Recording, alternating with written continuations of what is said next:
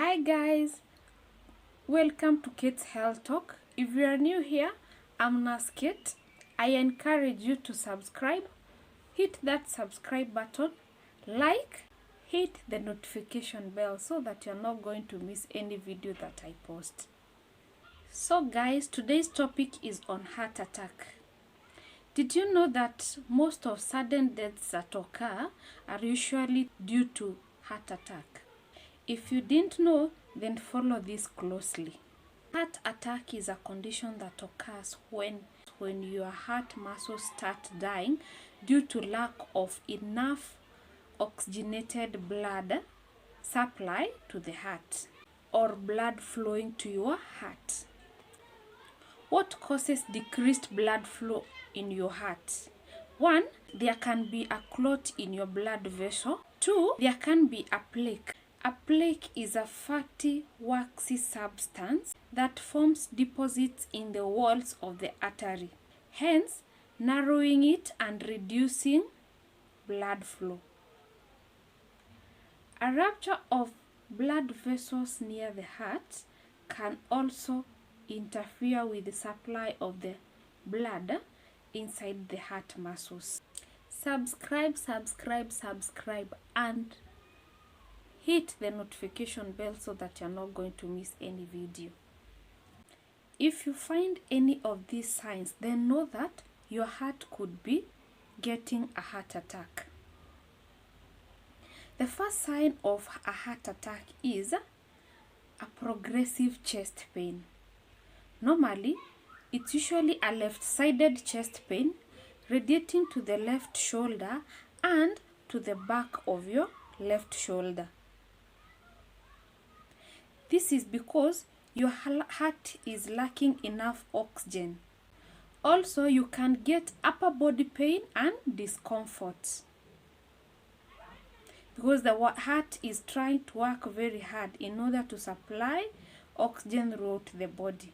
But remember, this same heart doesn't have enough oxygen supply in its own muscles. You can also get sweating. Why? Because your heart is working very hard in order to supply blood in your body and hence sweating. You can also get nausea. Nausea comes in because of increased metabolic acidosis. Fatigue is also another sign of heart attack, simply because your heart is working very hard and therefore you're going to get very tired. You can get a difficulty in breathing simply because you want to breathe in as much oxygen as you can, as much air as you can in order to supply the deficient oxygen. You get shortness of breath. Another sign is the use of accessory muscles. Use of accessory muscles means that you're not going to use your chest muscles to breathe. Instead, you're going to use your abdomen muscles. There are several risk factors that can make someone get heart attack. Number 1 of them is age above 65 years. Number 2, men are highly likely to get heart attack compared to women. Another risk factor is a family history of heart disease. If your family member has ever gotten a heart disease, either your mother, father, or grandfather, it can run throughout the family.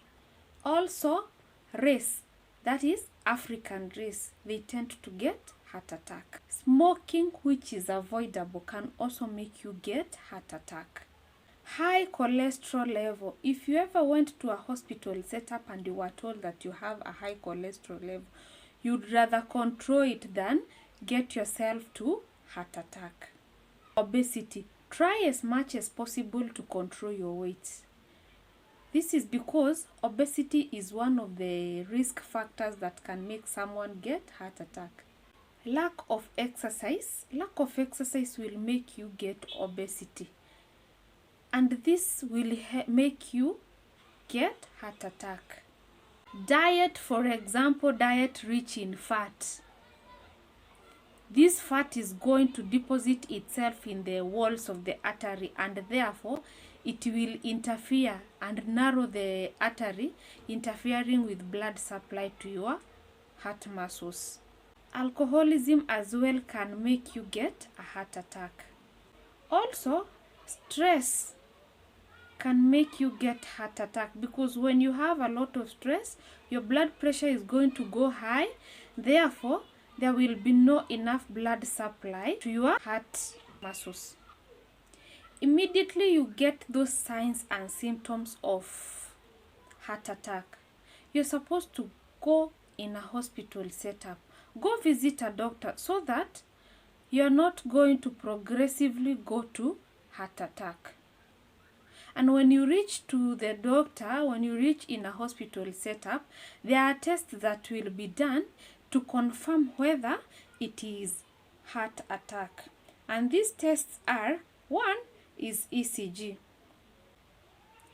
Electrodes are usually attached to your chest, to your forearms, and to your lower limbs. This helps to monitor your heart's electrical activity.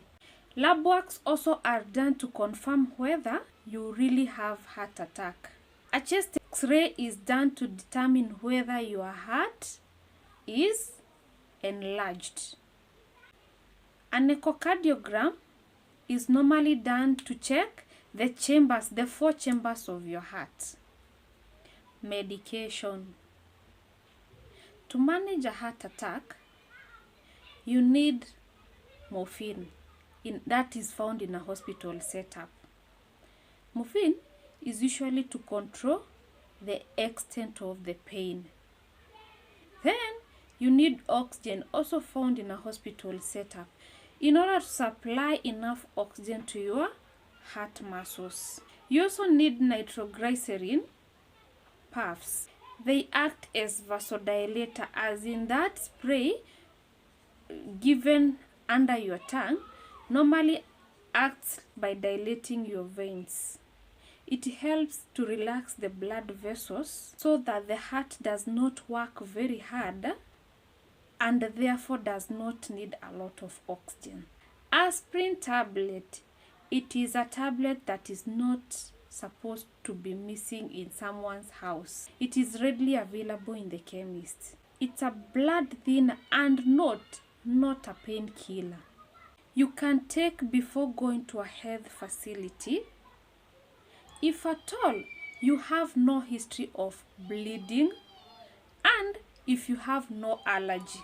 Then after taking this aspirin, please rush to a health facility for further management. Another drug is clopidogrel tablets. They are readily available in the chemist. They are used to reduce the risk of heart attack and stroke by preventing platelets from sticking together and forming dangerous blood clots. So in a hospital setup, you are going to get all this medication. But if you had already taken them before, you're supposed to tell your doctor, I took this and this and this, so that the doctor can be able to know where to start. Then after being managed for this heart attack, that is the very immediate management of heart attack.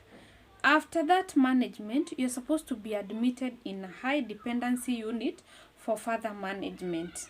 Hoping that you're still subscribing, you're still hitting that subscribe button, liking and pressing the notification bell so that you don't miss any video soonest as I post. Share this information to your loved one because you might save someone who never knew about heart attack. Goodbye for now. I love you.